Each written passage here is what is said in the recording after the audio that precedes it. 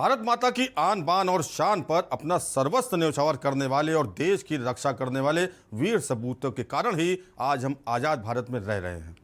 इन्हीं वीर शहीदों जिन्होंने देश की सीमाओं पर दुश्मनों से लोहा लेते हुए अपनी आहुति दे दी, लेकिन देश की अस्मिता पर आंच नहीं आने दी। ऐसे वीर सपूतों की लंबी फहरिस्त है जिनके एहसानों के तले हर भारतवासी दबा हुआ है और उनके प्रति कृतज्ञ है। इन्हीं में से एक ऐसे वीर सपूत भी थे जो शहीद तो हो गए, लेकिन भारतीय सेना ने उन्हें मृत नहीं माना और बाकायदा उनकी ड्यूटी लगने के साथ ही अवकाश और सैलरी भी दे रही है। इसके अलावा उनका नियमबद्ध तरीके से प्रमोशन भी हो रहा है और उन्हें वो सब सुविधाएं मिल रही हैं जो कि हर सेना के अधिकारी को मिलती है। लेकिन कौतूहल का विषय यही है कि आखिरकार जो सैनिक शहीद हो चुका है और उसकी सेवा के लिए नौकर क्यों लगे हैं और उनके जिंदा रहने की रोजाना की दिनचर्या क्यों जारी है। नमस्कार दोस्तों, के न्यूज में आपका स्वागत है। मैं हूं प्रबुद्ध चौहान और आप देख रहे हैं सप्ताहांत में खास पेशकश जसवंत सिंह रावत, एक ऐसा नाम जिन्हें उनकी शहादत के बाद आज भी बड़ी शिद्दत और कृतज्ञता के साथ याद किया जाता है। और आप देख रहे हैं सप्ताहांत में खास पेशकश 62 का जाबाज।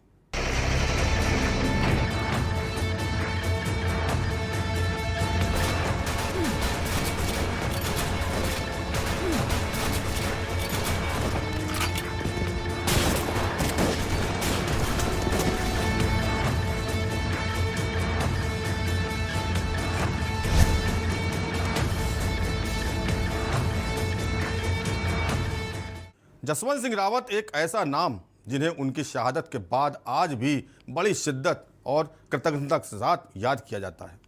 1962 के युद्ध में वीर गति को प्राप्त हुए जसवंत सिंह की शहादत से जुड़ी सच्चाई बहुत कम लोगों को पता है। उन्होंने अकेले 72 घंटे तक चीनी सैनिकों का मुकाबला किया और विभिन्न चौकियों से दुश्मनों पर लगातार अकेले ही हमला करते रहे। जसवंत सिंह से जुड़ा ये वाकया 17 नवंबर 1962 का है, जब चीनी सेना तवांग से आगे निकलते हुए नूरानांग पहुंच गई थी। इसी दिन नूरानांग में भारतीय सेना और चीनी सैनिकों के बीच लड़ाई शुरू हुई।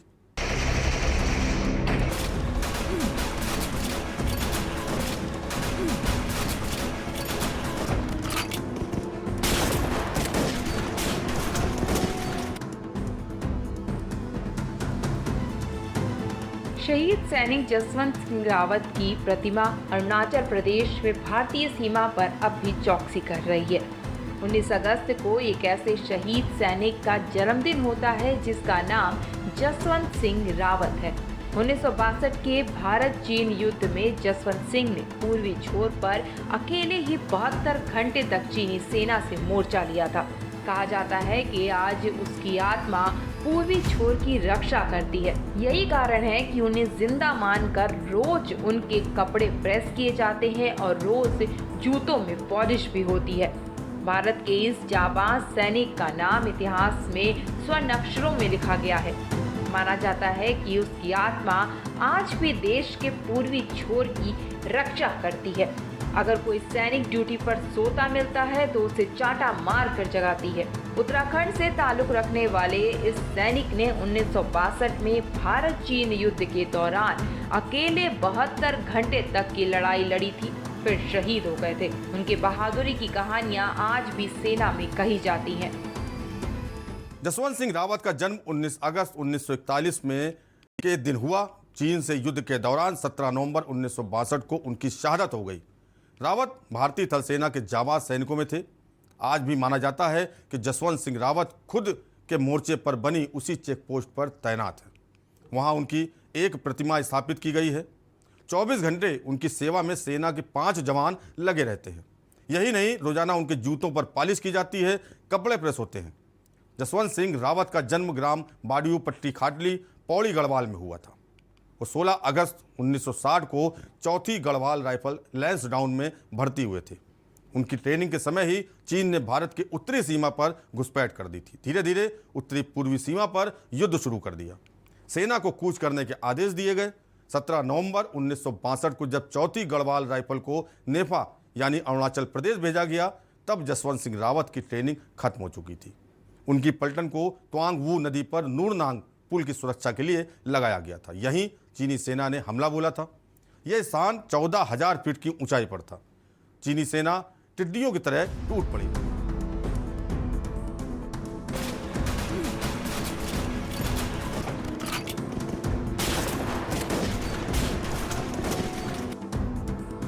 नेफा में जब चीन ने हमला किया उस समय चीनी सैनिकों की संख्या ज्यादा थी। उनके पास साजो सामान भी बेहतर था। इस वजह से हमारे सैनिक हताहत हो रहे थे। दुश्मन के पास एक मीडियम मशीन गन थी जिसे वे पुल के निकट लाने में सफल हो गए थे। इस LMG से पुल व प्लाटून दोनों की सुरक्षा खतरे में पड़ गई थी। ये देखकर जसवंत रावत ने पहल की। वो मशीन गन को लूटने के उद्देश्य से आगे बढ़े। उनके साथ लांस नायक त्रिलोक सिंह व राइफलमैन गोपाल सिंह भी थे। ये तीनों जमीन पर रेंग कर मशीन गन से 10-15 गज की दूरी पर ठहर गए।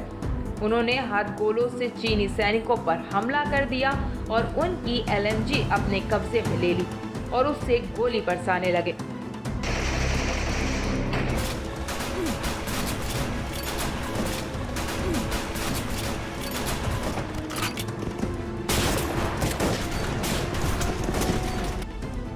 जसवंत सिंह रावत ने बहादुरी दिखाते हुए बैरक नंबर 1, 2, 3, 4 एवं 5 से लगातार गोलियों की बौछार करके दुश्मन को 72 घंटे तक रोके रखा था। स्थानीय महिला शीला और नूरा ने उनकी बड़ी मदद की थी। उन्हें गोला बारूद व खाद्य सामग्री लगातार उपलब्ध कराती रही। उस समय जसवंत में आई ताकत देखने बनती थी। चीनी सेना इस गफलत में थी कि पूरी भारतीय सेना गोलियों की बौछार करके उन्हें रोक रही है।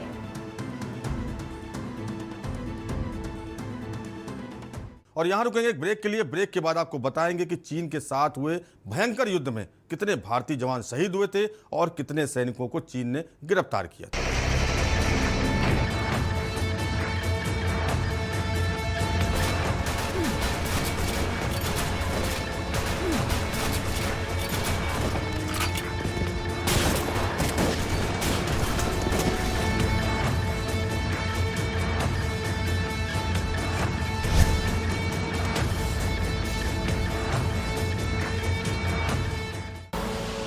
आप देख रहे हैं के न्यूज, खबरों का सारथी। देखें कौन नया खिलाड़ी आया है। समझा देते हैं, प्यार से समझाएंगे। ये तो अपनी जुबान है। जुबान एक हो तो दिल भी एक होने चाहिए। विमल बोलो जुबान केसरी।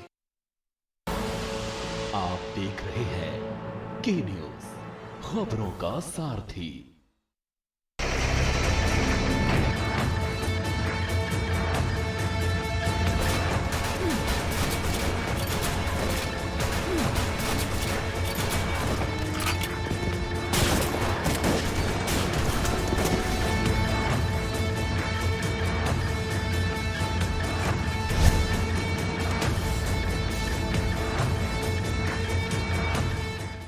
उन्नीस के इस भयंकर युद्ध में 162 सैनिक वीर गति को प्राप्त हुए थे।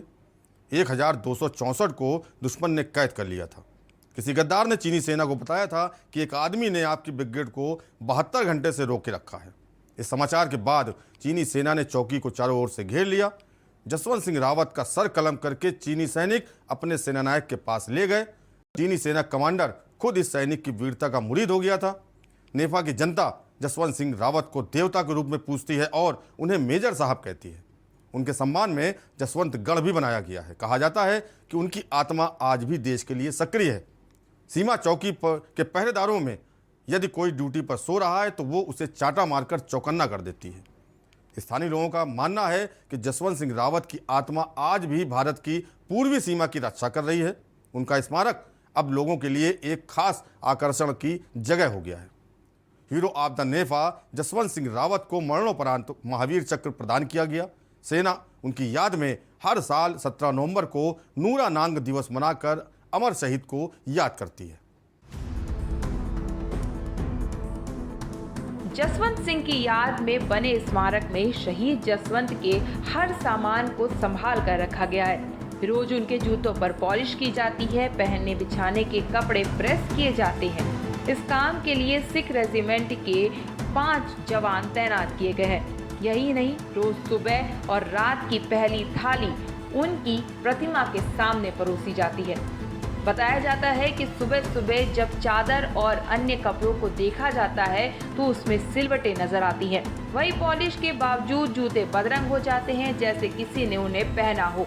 भारत सरकार ने उस पोस्ट को जसवंतगढ़ नाम दिया है, जहां वे शहीद हुए थे।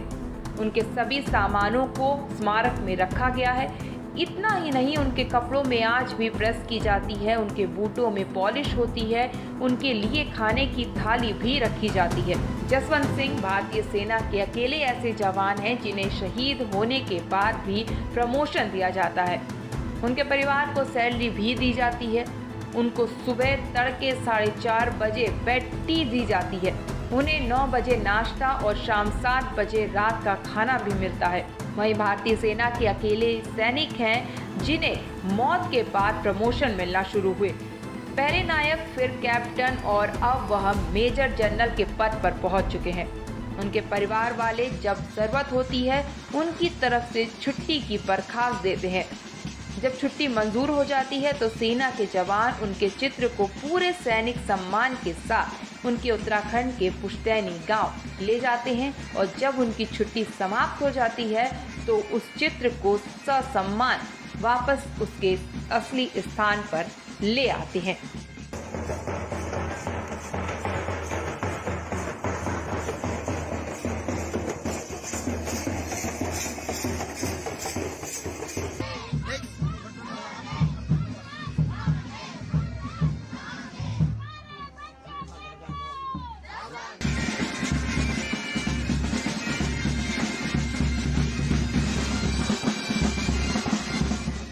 उन्नीस भारत चीन युद्ध के नायक राइफलमैन जसवंत सिंह रावत के जीवन पर आधारित फिल्म दिल्ली हाई कोर्ट की हरी झंडी मिलने के बाद रिलीज हो गई थी।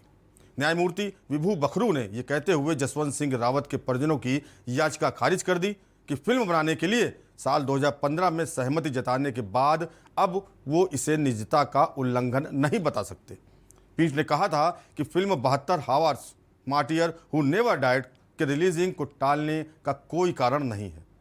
राइफलमैन जसवंत सिंह रावत को मरणोपरांत महावीर चक्र से सम्मानित किया गया था। रावत के परिवार के सदस्यों ने फिल्म की रिलीजिंग के खिलाफ अदालत का रुख करते हुए फिल्म को रावत की निजता पर हमला बताया था। इसके साथ ही परिजनों ने फिल्म के निर्माता संध्या एंटरटेनमेंट से फिल्म की रॉयल्टी की मांग भी की थी। उन्होंने रावत की भूमिका निभाने वाले अभिनेता को बदलने की मांग की थी। प्रोडक्शन हाउस ने अदालत को बताया था कि परिवार की सहमति 2015 में ले ली गई थी और फिल्म उनके द्वारा दी गई जानकारी के आधार पर ही बनाई गई है।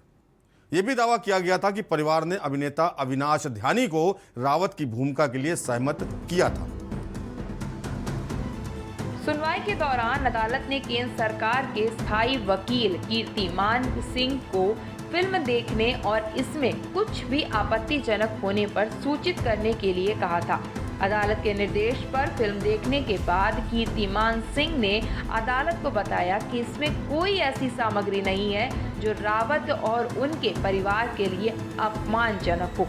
कीर्तिमान की तरफ से दी गई जानकारियों को ध्यान में रखते हुए अदालत ने कहा कि इस फिल्म को रिलीज होने से रोकने का यह कोई कारण नहीं है। पीठ ने कहा था कि अगर याचिकाकर्ता और उसके परिवार ने इस फिल्म को बनाने के लिए सहमति दी थी तो उसे गोपनीयता की हानि के खिलाफ शिकायत करने के लिए नहीं सुना जा सकता है।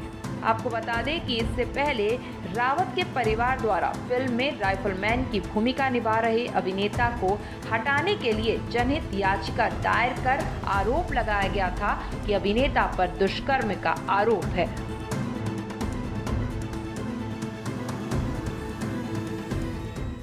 और यहाँ वक्त तो चला एक ब्रेक का। ब्रेक के बाद आपको बताएंगे कि देश के लिए अपनी जान देने वाले जसवंत बाबा के गांव के रहने वालों का क्या कहना है।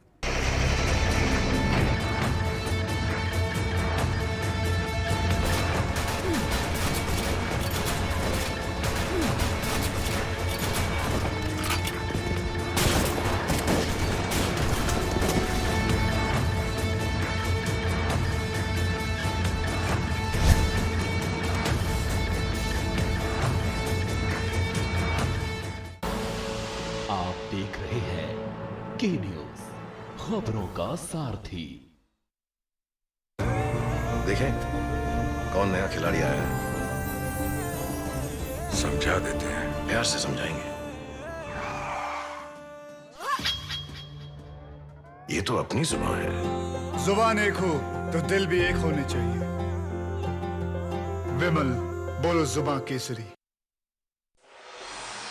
कोर्ट कचहरी के ना लगे चक्कर, सबसे अधिक यही है बेहतर। लेकिन बढ़ ही जाए पाला तो कहां जाए, क्या करें? घबराए नहीं, अब हर मुश्किल होगी आसान। के न्यूज इंडिया पर वकील आपका देगा समाधान। कीजिए कॉल, पूछिए अपने सवाल।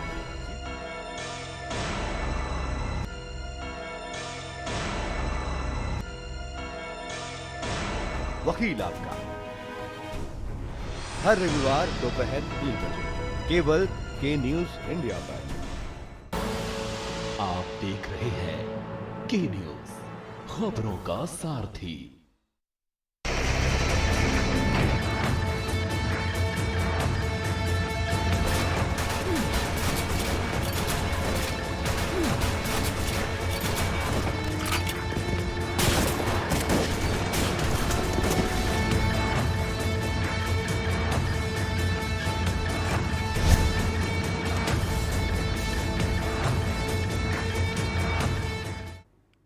ब्रेक के बाद आपका स्वागत है। बाबा जसवंत के गांव वाले आज भी मूलभूत सुविधाओं से वंचित हैं।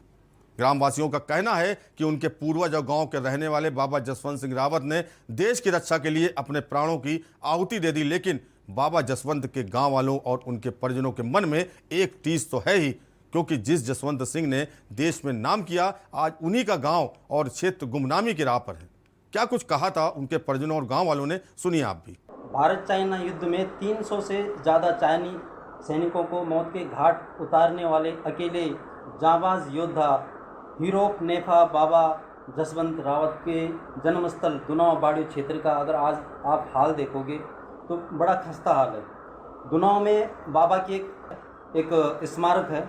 उस स्मारक का इतना छोटा साइज़ है कि हमें अपने जनप्रतिनिधियों पे हंसी आती है। क्या कारण है कि जनप्रतिनिधि इस क्षेत्र में बड़ी बड़ी घोषणाएं तो कर जाते हैं, जैसे कि अभी भूतपूर्व मुख्यमंत्री श्री त्रिवेंद्र सिंह रावत जी ने दुनावा क्षेत्र के लिए एक बहुत बड़ी घोषणा की, लेकिन उसको अभी अमल में नहीं लाया गया है। मैं क्षेत्रीय विधायक श्री महेंद्र दिलीप रावत जी से भी आग्रह करता हूं कि क्षेत्र ने आपका भरपूर सहयोग करा। देव सेना संगठन उत्तराखंड ने भी रिखणीखाल, बीरोखाल और नैनीडांडा ब्लॉक में 27 से ज़्यादा ग्राम सभाओं में आपके लिए कैंपेनिंग करी और आपको एक बहुत बड़ा मैंडेट मिला है। इसलिए आपसे आग्रह है कि मुख्यमंत्री जी की घोषणा जो दुनाव के लिए उन्होंने करी, उसको आप अमल में लाइए। और वीरबारा तिरु रोतेली का शौर्य स्थल है नयार घाटी क्षेत्र। नयार घाटी में उनकी एक भव्य प्रतिमा बननी चाहिए, ताकि पर्यटन की दृष्टि से, जैसे ताड़केश्वर क्षेत्र में पर्यटन अब आबाद हो रहा है, काफ़ी पर्यटन आ रहा है, वही पर्यटन दुनाव क्षेत्र की तरफ हम उसको आकर्षित कर सके।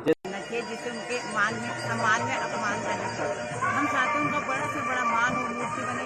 अरे इस गाँव के लिए तो कुछ क्या, उनके लिए कुछ नहीं है। ये फील्ड का भी विकास करें, जिससे बच्चों को आजकल रोजगार गेम्स में अच्छे गेम्स मिले, अच्छे खेल कूद के लिए आगे हो, उनको गेम्स दें।